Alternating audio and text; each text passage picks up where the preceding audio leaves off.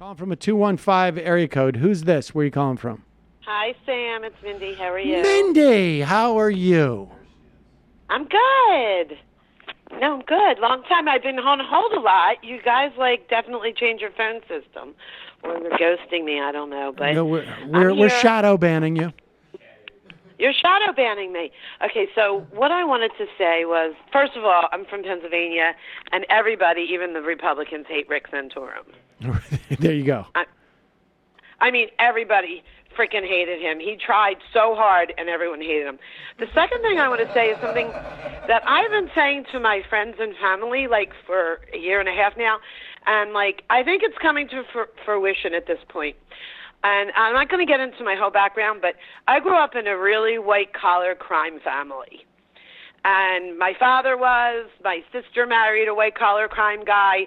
Her father-in-law was a white-collar crime guy. I mean, everybody in, the world I grew up in were all white-collar crime guys. And I got out of that world. I mean, and I know it sounds weird. It's kind of like being, a child of an alcoholic. I mean, you have to, deprogram yourself not to be that type of person, because if you grow up in it, that's what happens to. Am I shocking the shit out of you that I'm saying this? I mean, not totally, but wait a second. I want to hear a little bit more about this, Mindy. Okay. What so is anyway, what is the mindset? What is this? So when Trump ran, I said to my family that my sister and my brother-in-law, my mom, they're all Trump supporters. And they were on the Trump bandwagon. And I said to my new husband that I've been married to for 15 years, I said, they're all rooting for Trump because they like one from the team. They like a white-collar crime guy being president, somebody that they can rally around to make them feel better about their own shitty life or whatever they chose to do in their life. I mean, they're brought up that way. People that are in white crime families, you just don't one day become a white-collar crime guy. I mean, it starts from, you're born into it. Well, all right. Now, Mindy, wait a second. Now, I need you to give me a little sense of what is the sensibility, the mentality that is that you're describing. Describe that. Okay. So why do something? Okay, I'll give you an example about my brother-in-law. My brother-in-law owned grocery stores, and he latched on to the coupon scam of years ago. I don't know if you're old enough to remember that. Do you remember that? Really quick, do you remember Grant? Yeah. That was his story that he did for NPR. His dad went to jail for a mass coupon scam that he ran at his supermarket chain. So what was the coupon scam? Tell me what the coupon scam. Okay, I was young, but there was a coupon scam that I don't know. Michael, I don't know. Can you explain it? I don't know, but there was a coupon scam. All right. Well, I assume you know better than me. Okay, so I assume okay. It had something to do with coupons. So my brother-in-law based his whole business model on the coupon scam. So when the coupon scam went down and that was revealed, he needed to go and to do something else because, God forbid, he could do anything legal. So he went into the check cashing business. And then, even though parts of the check cashing business was legal, there were parts of the check cashing business that wasn't legal. You could launder money up to $10,000, $9,999 would be legal. Right. You wouldn't have to report it. Do you know what I mean? Yes. So if somebody would come in and want to launder drug money and they had $30,000, you would have to give them, $10,000, $999,000 worth of checks before you would have to report it. So this is the way that they're wired, and this is what they do. But Mindy, when Trump ran. But Mindy, I'm asking, okay, no, I don't. You mean, you gave some specifics, but I'm asking, what is the sensibility? How do they say I know I'm doing illegal stuff, but who cares? Or is it this is just all part of business? Everybody does this. I'm just doing it a little better. What is the mentality? Because okay, I don't. When you say you have to get out of it, you can describe being, let's say, the child of an alcoholic, right? You feel right. a greater responsibility to take care of your parents. You become the parent, or you calculate ahead because you can't predict what the future is going to be, or what you're give me the equivalent, the analogy in a white-collar crime family as you describe it. So if your father never paid taxes and he went from scheme to scam to scam, and all your mother did was pick out like a new interior for her special Mercedes, and you went and did everything you were supposed to do, and you had more money than everybody in the neighborhood, your father needed to keep stealing more money or doing more scams to feed it. So there was like a sense of you had to feed it. Like they would never do anything legal because it was just too hard. So they did illegal things, like they didn't pay taxes. They jumped from one scheme to another. My brother-in-law, my father, they jumped from one scheme to another. And the reason why I think they did it is, like where I grew up in this, like Philadelphia, and it was kind of like, not a ghetto, but it was like a Jewish ghetto. It's like there were row houses and single houses, and each house were maybe like bought for $34,000, and they were like back in the day, like I'm 59, so you're talking about back in the late 50s. So like every house, like there was like maybe 30 houses on a block. So everybody, like it was the middle class. It was like when the middle class was uprising and everybody needed to get ahead. And like that's when everybody started to do better than their family. How much were you aware of it when you were growing up? Like how much were you aware that your dad was not paying taxes? I was aware of it.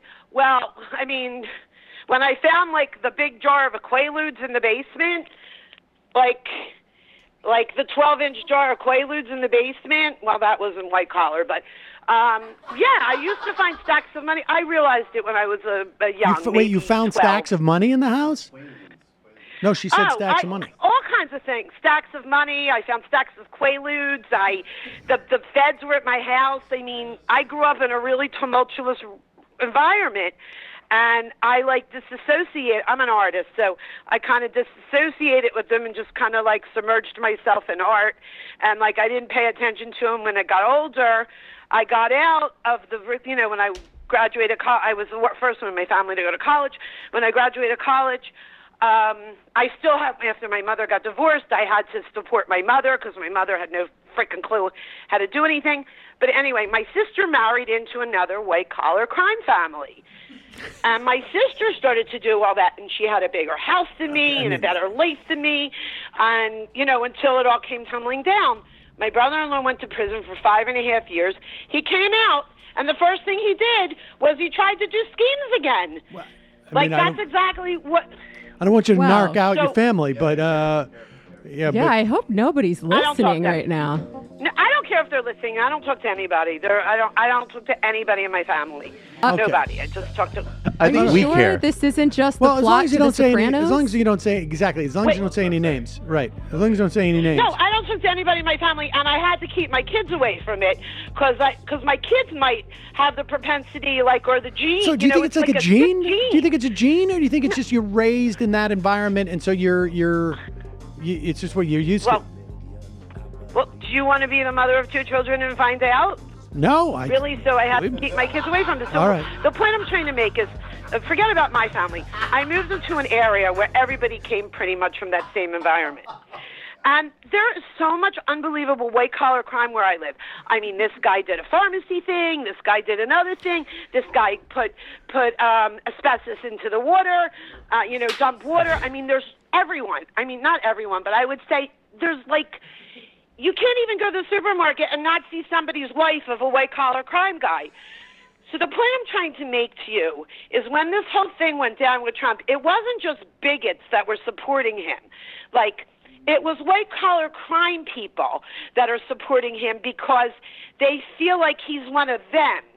So he appealed to not only the bigot side, but he appeals to the white-collar criminal side. Do you understand what I'm saying?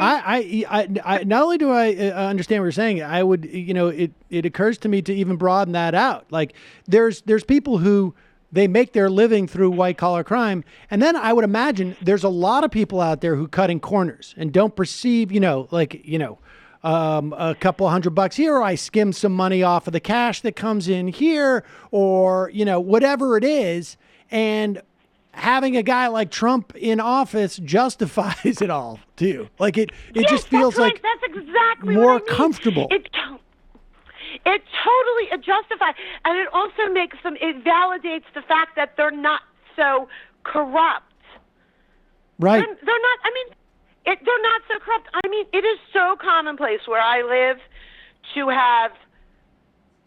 The first thing you do when you move into the house is you put like a safe underground into your basement. I mean, it's so normal that that's what they do. Like, and the big thing around, I don't say it's a big thing, but, you know, everybody's like, well, the wives talking like, well, did she get to the safe before the FBI got to the safe? You know, did she get to the safe? I mean, so this is normal. And I think that there's a whole bunch of closet Trump people that are white-collar criminals or lean toward that white-collar criminal way past that 30% that are rooting for him because they get validated from him. I mean, maybe I'm crazy or maybe, you know. That makes a lot of sense to me. That, you know, like, you know, there's probably like, you know, someone told me, I had a conversation with someone, and I was completely shocked when they told me this story that they had like it was a story of a dairy upstate that would do a lot of cash business, and that they were basically money laundering for people because they could. And I was just like, wait, what? Like, you know, I have this notion of like, I think it's very possible. I mean, look, our society, the U.S. society, I think in many respects is, you know, and maybe sort of like, suppose like first world economies tend to be the least corrupt, at least in one respect, right? Like it's not commonplace to pay off all sorts of officials. But I'm as I get older, the more and more I get convinced that on local levels there is a significant amount of corruption, right? Like I don't know if it's like 10% or 15%. Or 25% that's going on, you know, and that means that there's got to be a significant portion of the population who are engaged in it. And the idea that you could get someone like Donald Trump into office and all of a sudden it's like, I'm not even as bad as the president. That's got to be a license, at least, you know, it's got to like be a salve for your conscience and maybe to feel like you're a little more protected. And they racialize it too, right? Like, oh, what we do is totally different than what they do. We're doing business. We're doing business. Exactly. Representation matters, guys. Sam. Yeah. Sam, I drove to visit. I'm not even going to tell you who it was, but I drove to visit somebody in prison. John Gotti. In white collar prison. Yeah. Okay. I knew 3 other women there visiting their husbands. And I was like in Mullica Hill, New Jersey, and I live in Pennsylvania. I mean, I'm talking like. Are you related to Meyer Lansky? What? Are you related to Meyer Lansky? No, I'm not. But I was so upset when I was driving home that I totaled my car on the way home. That's another story for another day. But anyway, we all know each other. It's like I mean, there's a lot of it going on, but I had to get out of it. It was like you had to deprogram yourself because you grew up that way. But I think a lot of Trump people are, you know, I mean, people I know live in $1 million houses. Their kids are on SNAP. They're on welfare. I mean, they work the system. You know, it's not just the white-collar crime thing. It's just, you know, they work the system. And a lot of them feel like it's a license now. If he's going to steal, I'm going to go put my kids on the school lunch program. I'll tell you something. That's I keep referencing it lately, but this interview that I did we're going to play next week about you know, that is a part of the argument. It's just sort of like you're referencing that again. Yeah. We you know, if we're going to be ruled by a con man, we want one that we know. There's also a quote I heard, which is that the way you measure the development of a country is essentially moving up the class scale of who can pay bribes. So in a developed country, you can't just like, you know, like pay a guy at a checkpoint. But the billionaire class and the multimillionaire class can pay anybody and basically have total criminal immunity. And that's what I mean by a developed country. I think that's true. And so it narrows the amount of corruption. It's not like narrows it. Not, you know, like, you know, on a day-to-day level, Yeah, that's interesting. Mindy, that's fascinating. Does this make a lot? Does this Total make a makes lot more total sense. Total. Okay, I have one question that's totally unrelated. I won't keep you on the phone for 10 minutes, but you understand what I'm saying there. Like, I've been trying to tell you Yes. that for like a year and a half. Well, I'm But glad. I'm glad because I think it's The other really thing I wanted marinated. to ask you, Gestated. do you think there's any chance that he's gonna like do martial law? I mean, I'm freaking out. Do I think Donald Trump is going to do martial law? No. I mean, do you think like martial law. like No. We're letting you it think they're gonna, gestate, like, it's Mindy. gonna- No, I What? don't think so. I think you're going to be fine, Mindy. I mean, listen, I think to a certain extent, I mean, here's the thing. To a certain extent, what they have declared in terms of undocumented and some portion of immigrants in this country is, functionally equivalent, right? I mean, it's not it's not martial law, but the idea of like, we're going to come after you at any time for any reason. I don't care. You go into the hospital, your wife is about to have a baby. We're going to pull you out of your car. So, if you're really concerned about that, watch how it progresses with the most vulnerable populations, because that's where all of this stuff starts. That's where everything starts. I know, it's scary. All right, well, you have a great vacation. Thank you for giving me time to explain that, but I really think it's a thing.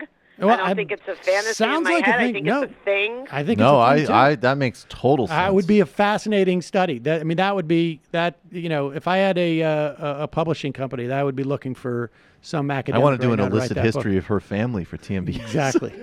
Appreciate the call, If you ever Mindy. want to talk to me about it, I have a lot of experience in it. All right, bye, That's Mindy. awesome. I Love you kind of guys. do, actually. Wow. I'm not pretty going to amazing. pretend I'm not tempted. I think that's fascinating. Mindy's got a personal anecdote for everything. It's true.